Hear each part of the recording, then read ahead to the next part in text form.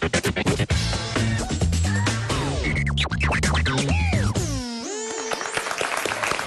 tout le monde, ravi de vous retrouver pour les ADD, les aléas du direct en mode week-end. Ça y est, c'est le coup d'envoi des vacances. Alors au sommaire ce soir, pas mal d'événements, même la semaine prochaine. Édition du festival Printival, 14e du nom. Ce sera du 24 au 27 avril, ça commence mercredi. C'est un festival de chansons. Elle est avec nous, petite fille de Bobby Lapointe, c'est Dany Lapointe qu'on peut applaudir. Bonsoir Dany. Et bienvenue sur le plateau avec les ogres de Barbac qui font partie parrain de cette nouvelle édition. Le festival du Cap d'Agde, bon anniversaire, une décennie, 10 ans déjà pour les organisateurs du 17 au 28 avril. Ça a déjà commencé, c'est au Palais des Congrès et du Cap. Un festival également à Montpellier pour grands et petits, mais surtout pour les enfants et petits-enfants, le salon et le festival Saint-Perly-Popette. Festival qui va se dérouler du 26 avril jusqu'au 28 mai au Domaine d'Eau, c'est à Montpellier. Isabelle Grison, voilà, sera avec nous dans un instant sur le plateau. Ritano Pueta est avec nous, on peut applaudir Jimmy. Et c'est Franck Marcoux qui nous a ramené son copain, ça va bien? Voilà, ça va bien, impeccable. Un groupe de Montpellier, il n'est pas tout seul. Hein? Oui, oui, un des meilleurs artistes gypsy qu'il puisse avoir dans notre région. Qu'est-ce qui t'est arrivé, Franck? Tu as brûlé, tu as bronzé? J'ai fêté les 13 ans du groupe Los Niños de la Noche dimanche et le soleil me court après. Oui, c'est que le soleil, t'es sûr? Oui. C'est pas l'heure de l'apéro, hein, c'est sûr. Il y avait un gros apéro aussi. Chronique livre dans un instant avec Norbert. Bonsoir Nono, comment ça va? Bonsoir, ça va très bien. De la nature, avec la nature en Languedoc-Roussillon, et de l'action et du suspense avec un excellent manga qui s'appelle City Hall. Les deux livres sont faits par des régionaux. Maxime pour la chronique musique techno-électro. Salut Maxime. Oui, bonsoir à tous. Donc une bonne grosse soirée comme on les aime bien, le 2 mai à l'Antirouille. Avec évidemment TV Sud et c'est à Montpellier. Notre invité Fil Rouge, c'est un champion de claquettes. Il y a un festival à Montpellier, l'un des plus gros de France. Ça commence le 26 avril jusqu'au 1er mai. C'est à Montpellier, 6e édition. Merci de l'accueillir, de l'applaudir. C'est Eric Sciallo sur le plateau. Avec son fan club. Directeur artistique de l'association. Bonsoir Eric. Bonsoir Julien. Et bienvenue, on reparle de tout. Image dans un instant parce qu'on veut voir des claquettes à volonté. Juste après ça, le jeu TV Sud. Kezaki, c'est quoi? Regardez. Du 1er avril au 30 juillet, participez au grand jeu le Kezaki 2 avec TV Sud et LCM et gagnez une Opel Adam et plein d'autres lots. Des séjours à Port-Aventura, des allers-retours pour la Corse avec la SNCM, des places de concert avec Sud Concert, des chèques cadeaux avec Cœur de Nîmes, des entrées pour l'Impérateur à plein tube et des entrées pour les plus beaux sites touristiques du Gard. Pour jouer, rendez-vous sur www.kezaki2tvsud.com. C'est jusqu'au 30 juillet. Voilà, n'hésitez pas à jouer, on vous donne les noms des gagnants chaque soir du lundi au vendredi, plein de cadeaux à gagner et plein de claquettes également pour ce festival. Alors c'est la 6e édition déjà. Voilà, la 6e édition et le 20e anniversaire de Claquettes en Vogue. Voilà, parce que c'est une fois tous les 2 ans. Voilà, c'est une fois tous les 2 ans et on a fait la première édition en 2003 pour les 10 ans de l'association. Association Claquettes en Vogue, dont vous êtes le directeur artistique, en même temps organisateur de ce bel événement. Vous êtes de Montpellier? Oui. De Montpellier même. Ouais. Vous avez un petit accent italien ou? Italien, mais c'est le nom, ça, c'est Sciallo. Sciallo, voilà. Très bien. Bah, je vous appellerai Eric, moi. Bon, très bien, parce que vous allez nous expliquer sur ce festival. Il y en a très peu en France. J'ai vu qu'il y en a 3 ou 4 de festivals de claquettes. Voilà, il y a 3-4 festivals en France. Bon, c'est vrai qu'on est bien placé pour être un des meilleurs, puisqu'on organise très bien. Bon, je suis pas seul, évidemment. J'ai toute une équipe derrière moi. Nous avons 200 adhérents. Nous intervenons dans les écoles aussi et nous avons plus de 200 à 300 festivaliers qui viennent de par toute la France pour cet événement-là. Alors vous avez de nombreux prix, c'est pas pour autant des championnats de France de claquettes, c'est pas le côté sportif votre festival? Alors c'est vrai que c'est très sportif, mais c'est très dansant, ça fait partie bien de la culture. C'est vrai qu'il y a des championnats de France, du monde de claquettes. Nous on est plus dans l'esprit rencontre de claquettes, donc on a fait des rencontres de claquettes, on a eu pas mal de prix, mais l'esprit c'est plutôt l'esprit convivial et l'esprit famille qu'on veut développer. Alors comment vous avez commencé les claquettes? Parce que je crois que vous m'avez dit que vous avez commencé par du foot et vous avez dérivé sur les claquettes. Qu'est-ce qui s'est passé? Pour faire des claquettes, il faut commencer par le foot, c'est bien connu. Ah, bon, voilà. Non, mon père étant dirigeant de club sportif, donc c'était à la base le foot qu'il fallait faire. C'est vrai que ça a amené pas mal d'énergie pour être footballeur. Mais bon, au fil du temps, moi ce que j'aimais, c'était plutôt l'été quand on faisait des petits spectacles avec les amis mis à Palavas. Et tout au long, après, jusqu'à l'âge de 19 ans, tous les étés, je faisais un petit peu ces spectacles-là. Et après, à l'âge de 19 ans, c'est là, il y en a une qui m'a dit, mais tu devrais faire des claquettes, ça te plairait. Et puis je m'y suis mis, 2 cours par semaine. Et puis après, ça a été une passion. Puis je suis parti à Paris, à New York, voilà, en France aussi, à Toulon, à Toulouse, voilà, avec des très bons professeurs. Et vous en avez fait un festival. Et je m'en suis fait mon métier aussi. Norbert, vous faites des claquettes ou pas? Non, mais c'est assez impressionnant les claquettes souvent. Mais je me pose la question, il y a vraiment un gros public pour les claquettes et tout quand même en France? Alors, ça dépend des régions, ça dépend aussi de la motivation des animateurs, des dirigeants, des adhérents aussi que l'on a. Nous, c'est vrai qu'on a une grosse association, mais parce qu'il y en a beaucoup de nos bénévoles qui sont à fond dans la prospection et dans les claquettes. Et j'avais une autre question aussi. Dans ces concours de claquettes et tout, qu'est-ce qui est noté en fait? Qu'est-ce qui compte en fait dans la claquette? Alors dans les concours de claquettes, il y a l'aspect visuel, l'aspect danse, l'aspect rythmique, surtout l'aspect rythmique, puisque c'est vrai que si on est en décalage, on est un musicien en part entière, hein, on est un percussionniste, et l'aspect danse, l'aspect aussi tout ce qui est déplacement dans l'espace et tout ça. Eh ben on regarde, c'est bien vous, Eric, hein, vous nous avez fait une petite démo avant le début de l'émission. Eric Cialo, champion de claquettes et Montpellier.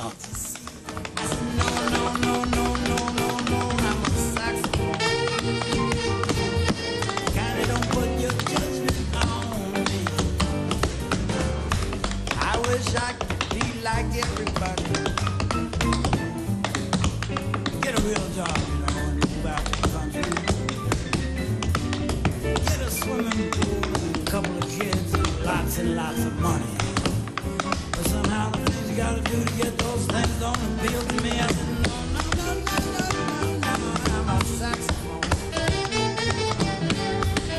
I play a real fine. Alors, Eric Cialo, c'est très technique ce que vous faites. Est-ce que ça s'apprend facilement? Parce que pendant ce festival, vous organisez des stages. Ça s'apprend facilement, la claquette?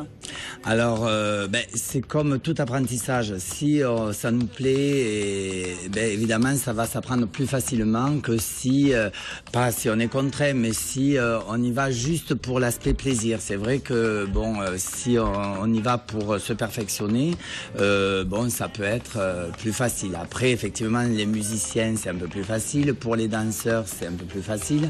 Mais c'est accessible vraiment à tous. Jimmy, vous faites des claquettes ou pas? Pas encore. Pas encore. Lui, il chante déjà bien. On verra ça dans un instant. Franck, il fait des claquettes ou? Non, pas. Mais c'est un dérivé finalement du flamenco. C'est un petit dérivé du flamenco, oui. Le jazz, les claquettes, tout ça, ça fait partie c'est toutes des musiques dérivées en fait. Ça dépend des pays, ça a changé de nom ou de rythme. Oui, c'est clair. C'est vrai que nous, les claquettes, après au niveau de l'Espagne, c'est aussi plus le zapateado et tout ça. Et c'est vrai que les claquettes, il y a les origines plus américaines avec les esclaves sur les bateaux qui communiquaient avec les pieds. Et après de là, on a fait les blancs ont fait danser les claquettistes sur scène, les claquettistes, les esclaves. Et ensuite, il y a tout l'aspect de gigue irlandaise, donc avec tous les spectacles irlandais que l'on voit actuellement aussi. Alors le parrain de cette 6e édition, c'est votre ami de toujours, vous connaissez, vous avez bossé avec lui, c'est Fabien Ruiz, rien à voir avec la famille d'Olivia Ruiz, parce que toujours on posait cette question. Non, je lui ai demandé, c'est une référence, parce que si on ne le connaît pas forcément, il a beaucoup bossé pour The Artist, oscarisé, ce film événement avec Jean Dujardin et Bérénice Bejo. C'est lui qui a coaché Jean Dujardin et Bérénice, et évidemment, pour Fabien Ruiz, c'est énormément de souvenirs. Écoutez, ce danseur qu'on a joué au téléphone depuis Paris. En fait, j'ai eu 2 casquettes, si je puis dire, parce que j'étais d'abord évidemment le coach de Jean Dujardin et Bérénice Bejo. Fallait leur apprendre à faire des claquettes, ils en avaient jamais fait. Et puis après, j'étais le chorégraphe du film, donc j'ai écrit les chorégraphies. Et puis j'étais sur le tournage à Hollywood pour mettre tout ça bien, pour que ce soit bien mis en scène au moment du tournage. C'est plus qu'un souvenir, c'est une chance absolument ahurissante parce qu'on n'imagine pas quand on fait une carrière de claquettiste, c'est déjà quelque chose d'assez génial de faire des claquettes parce que c'est un métier très rare, mais en plus quand on a la chance d'être engagé sur un film, ce qui est aussi très très très rare, il y a très peu de films avec des claquettes, c'est déjà fabuleux, mais quand en plus on vous dit que le film va être avec Jean Dujardin, Bérénice Bejo, et qu'en plus il va se tourner à Hollywood dans les studios mythiques de la Warner Bros, de la Paramount, et que c'est une histoire magnifique des années 20, que ça va être un film en noir et blanc, que ça va être un grand orchestre philharmonique qui va faire la musique, etc. C'est fantastique. Et donc toute l'histoire qui a suivi jusqu'aux Oscars, c'est vraiment c'est un rêve, un véritable rêve. Fabien Ruiz, alors qu'il sera là, le festival commence officiellement le 26, mais il sera là 2 jours avant à Montpellier le 24 avril. Voilà, oui, il sera même, il sera là le 24 pour le forum Fnac. À 15h et il sera là aussi pour le soir puisqu'il présente aussi ses films très rares puisqu'il est fan de cinéma, il a plein de bobines de cinéma, donc il va présenter ses films rares de claquettistes à Frontignan au Ciné Mistral. On continuera à parler dans un instant de la suite du programme. Éric Cialon, on continue avec la suite des aventures des élèves du direct. La chronique livre tout de suite avec Norbert.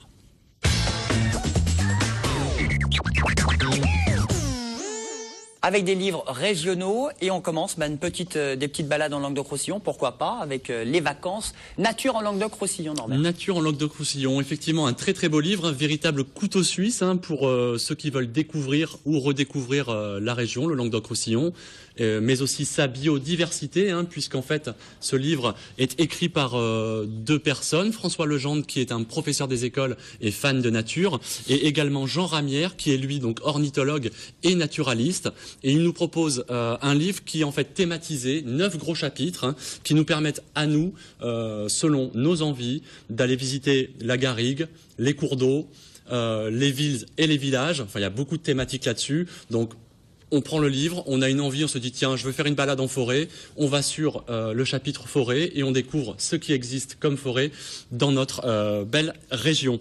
On en apprend également beaucoup au travers des photos sur la faune et la flore présentes dans notre région, beaucoup plus diverses qu'on ne pourrait l'imaginer, puisqu'on pense souvent le Languedoc-Roussillon sur le littoral, mais en fait on a vraiment un paysage pluriel, et pluriel est également la nature présente dans notre région. À noter aussi à chaque fin de chapitre, en fait, nous avons un petit rappel en fait sur les enjeux un peu écologiques qu'il peut y avoir dans notre région. C'est vrai que pour admirer le vol de certains oiseaux, il faut les moustiques. Nous, on n'aime pas les moustiques, mais les oiseaux les adorent. Et si on veut continuer à voir ce vol d'oiseaux dans notre région, il faut qu'on vive avec cette biodiversité. Donc pas de bombe à moustiques, c'est quoi? Pas de bombe à moustiques, le moins possible pour la biodiversité, en fait. Donc cet ouvrage qui est édité donc par les nouvelles éditions Loubatière, qui sont proches de Toulouse, au sud de Toulouse, en fait, nous propose une très très belle balade sur notre région, avec beaucoup d'informations, beaucoup de belles photos, un très beau texte fourni pour un prix de 25 €. Donc c'est vraiment un très beau livre qui ne dépareillera pas dans notre bibliothèque, mais vraiment couteau suisse parce qu'on a une envie, on prend le livre répond à cette envie et aiguise également par ses informations notre œil, en fait. Il l'a bien vendu, tu l'as eu gratos, non?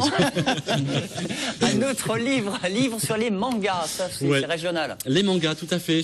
City Hall, en fait, donc le 3e volume va paraître là le 18 avril. 3e volume qui est enfin la fin du premier cycle. City Hall est écrit par Rémi Guérin au scénario et Guillaume Lapère au dessin. Donc 2 régionaux, Montpellier et Sète, sont réunis dans ce manga. Ce manga nous propose de découvrir en fait la police de Londres qui s'appelle donc City Hall. On est dans un monde où le papier a disparu puisque à une certaine époque, grâce à ce papier, les gens qui écrivaient sur le papier pouvaient donner vie à ce qu'ils écrivaient. Donc de belles choses, mais des choses aussi très dangereuses. Malheureusement, un jour, dans cette belle ville de Londres, des attentats sont perpétrés, un peu bizarres, et 2 personnages très hauts en couleur, 2 fines plumes, sont appelés à la rescousse. Arthur Conan Doyle et Jules Verne également, qui vont mener l'enquête.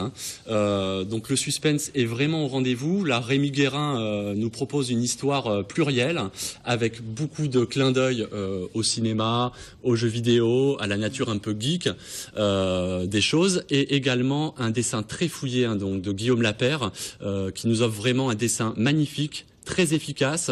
Voilà, c'est fait par des régionaux. C'est le 3e volume de City Hall qui clôt donc ce premier cycle. Il y aura un 2e cycle à paraître dans quelques temps. Les auteurs nous feront l'amitié d'être présents à Autour de la Bulle, un festival de bande dessinée qui aura lieu donc les 14 et 15 septembre. Ah bah tu reviendras, non? Voilà, exactement. Faites bien sa chronique pour l'automne. Hein. Franchement, City Hall, c'est étonnant parce que pour une fois, on a des personnages européens, donc c'est un peu des super-héros, mais à l'européenne. Un très très beau manga pour tous les publics. Eh bien, merci beaucoup, Norbert. Eric Cialo, vous êtes plutôt manga, vous êtes plutôt nature, balade? Nature balade. Nature balade. Vous faites des claquettes dans la garrigue? On fait des claquettes dans la rue. Dans la rue? Voilà, oui, avec des musiciens, avec les enjoliveurs. Il y aura d'ailleurs une parade Et voilà, c'est Montpellier, justement avec eux que nous faisons des claquettes dans la rue. Musique gypsy, est-ce que vous aimez? J'adore. Vous adorez, ça tombe bien parce que Franck est à votre gauche. Musique gypsy. Franck, de Los Niños de la Noche, vous nous avez ramené un de vos amis parce qu'il y a beaucoup de musique gitane et gypsy en Languedoc-Roussillon. Donc il y a beaucoup d'artistes sur la région qui font de la musique gypsy, mais ils sont tous différents parce qu'ils ont tous leur propre style. Et Jimmy fait partie de la nouvelle génération de gypsy.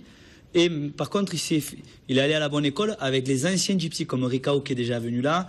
Il est allé taper à la porte de Ricao. Il a dit, Ricao, est-ce que tu peux m'apprendre à jouer comme toi, comme à l'époque? Parce que lui déjà il joue moderne, très très moderne, avec ses frères qui sont juste derrière toi. Giovanni Là, et il y en Sonny. a, c'est une grande famille. Hein. Voilà. Titi qui est là, Carmelito.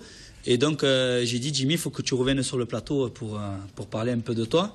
Parce qu'il a fait un projet sur Facebook qui m'a beaucoup plu. Au lieu de se faire produire par My Major Company, qui est un My site Major internet, Company, ouais. eh ben, lui, il a eu des amis sur Facebook. Il a dit, eh ben, je vais voir si ses amis sur Facebook peuvent me financer son projet qui va nous raconter ce que c'est son Vous projet. l'avez autoproduit via ce réseau social. Voilà. Bah, merci, Jamie. Bon, l'actu, c'est surtout ce DVD. DVD et album qui va sortir. C'était pour financer le DVD ou le Pour le DVD. Pour le C'était DVD. pour le DVD. Alors c'est un DVD, pas des meilleurs moments de votre groupe, Non, mais pas du c'est... tout. C'est pour suivre un peu comment évolue un gypsy. Dans la musique gitane, tout ça. Alors c'est quoi? C'est tous vos amis? C'est tous mes amis et c'est aussi d'autres personnes qui vont venir pour le futur là.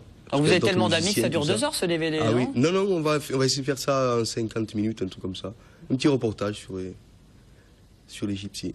Et puis il y a aussi le CD, l'album. Et aussi l'album. Qui sortira dans quelques semaines. Voilà. Qui s'appelle comment? Nos Vamos. Et là, vous nous présentez quoi en live? Donc là, je vous présente un des titres de l'album qui s'appelle Nos Vamos. Eh bien, Ritano Poeta, c'est le live, c'est maintenant, c'est sur TV Sud.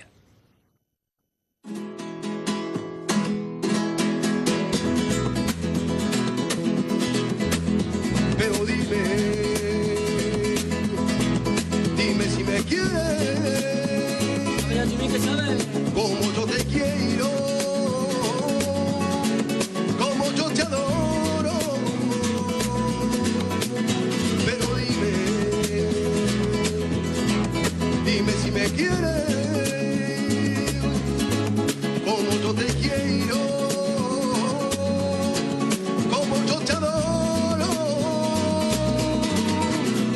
Y ahora yo, nos vamos, y ahora tú, y ahora yo, nos vamos, pero dime si me quieres, como yo te quiero, como yo te adoro. Y ahora yo, nos vamos, y ahora tú, y ahora yo, nos vamos, y ahora tú, y ahora yo, nos vamos,